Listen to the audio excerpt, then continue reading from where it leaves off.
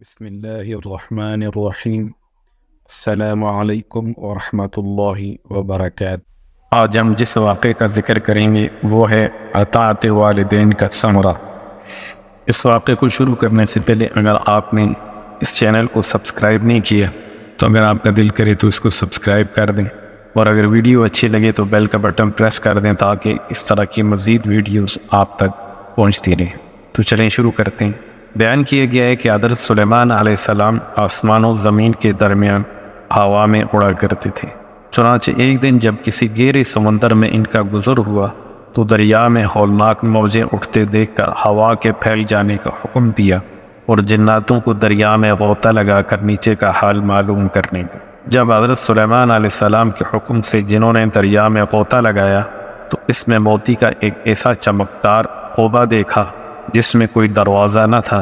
حضرت سلیمان علیہ السلام کو اس کی خبر دی گئی تو انہوں نے اس قوبے کو سمندر سے لانے کا حکم فرمایا۔ چنانچہ جنات نے اس کو سمندر سے نکال کر حضرت سلیمان علیہ السلام کے سامنے پیش کیا، جس کو دیکھ کر انہیں بہت تعجب ہوا اور اللہ تعالیٰ سے دعا کی، جس سے وہ قوبہ شق ہوا اور اس کا دروازہ کھل گیا۔ تو حضرت سلیمان علیہ السلام نے دیکھا کہ اس میں ایک نوجوان اللہ تبارک و تعالیٰ کے سامنے سجدہ میں مشغول ہے۔ تو حضرت سلیمان علیہ السلام نے اس سے دریافت کیا کہ تم فرشتے ہو یا جن؟ اس نوجوان نے جواب دیا کہ میں انسان کی جنس سے ہوں۔ اس کے بعد حضرت سلیمان علیہ السلام نے دریافت فرمایا کہ آخر یہ بزرگی اور فضیلت تجھے کیوں کر حاصل ہوئی؟ اس نوجوان نے عرض کیا کہ حضرت مجھے یہ فضیلت اطاعت والدین اور ان کے ساتھ حسن سلوک کے سبب حاصل ہوئی ہے۔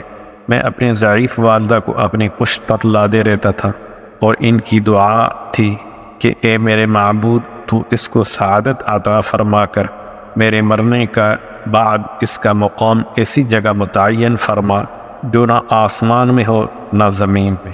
چنانچہ والدہ مائدہ کے انتقال کے بعد جب میں ایک دریا کے کنارے گھوم رہا تھا تو میں نے سفید موتی کا ایک قبہ دیکھا۔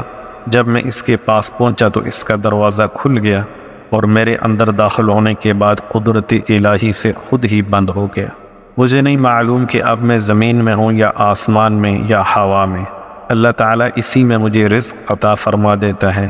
حضرت سلیمان علیہ السلام نے دریافت کیا آخر اس میں تجھے روزی کس طرح حاصل ہوتی ہے؟ اس نے کہا جب بھوکا ہوتا ہوں تو پتھر سے ایک درخت پیدا ہوتا ہے اور اس درخت سے پھل جس میں دودھ سے زیادہ سفید، شہد سے زیادہ میٹھا اور برف سے زیادہ ٹھنڈا پانی نکلتا ہے، جس کو میں پی لیتا ہوں اور میرے سیراب ہو جانے پر خود ہی وہ درخت غائب ہو جاتا ہے۔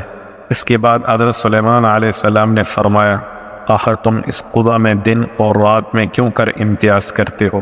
اس نے جواب دیا کہ جناب مجھے جب صبح صادق طلوع ہوتی ہے تو یہ قبہ سفید ہو جاتا ہے اور غروب آفتاب کے بعد اندھیرا، بس اسی ذریعے سے دن اور رات کو پہچان لیتا ہوں۔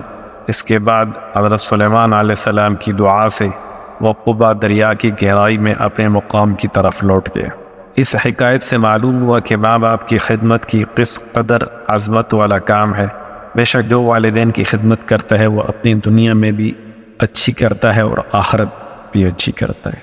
اللہ تعالی ہم سب کو اپنے والدین کی صحیح خدمت کرنے کی توفیق عطا فرمائے، آمین یا رب العالمین۔ والسلام علیکم ورحمۃ اللہ وبرکاتہ۔